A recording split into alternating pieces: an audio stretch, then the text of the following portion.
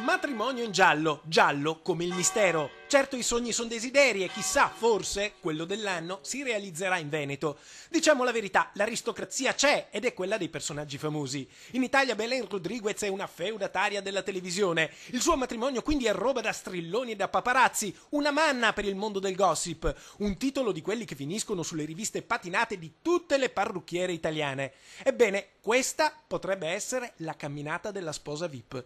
Fermi tutti, torniamo alla realtà. Siamo a Carbonara di Rovolon, il paese è piccolo e la gente mormora. Si dice che Belen venga qui spesso, si dice che sia simpatica, si dice che stia compiendo un percorso spirituale che l'ha portata alle pendici dei Colli Euganei, perché le vie del Signore sono infinite. L'ho vista passare, io stavo lavorando, quindi no. Sì, è venuta lunedì della scorsa settimana. È anche l'ho vista anche molto disponibile con i ragazzini che ha fatto le foto, cose. Quindi una bella persona, direi.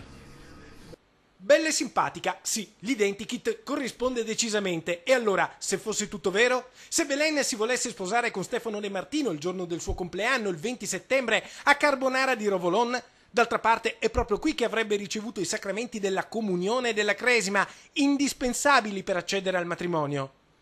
Lei è venuta, voglio dire, viene, sta facendo un percorso, penso stia facendo un corso fidanzati o un percorso di fede con Don Roberto, però niente più, insomma, che io sappia, almeno niente più che mi ha detto Don Roberto. A Carbonara di Rovolon la notizia non irrompe nel cuore della gente, anzi è diffusa una certa indifferenza, come se il matrimonio di Belen, stranamente, non cambiasse la vita di nessuno da queste parti. Tranquillo, guarda, la mia vita non cambierà sicuramente.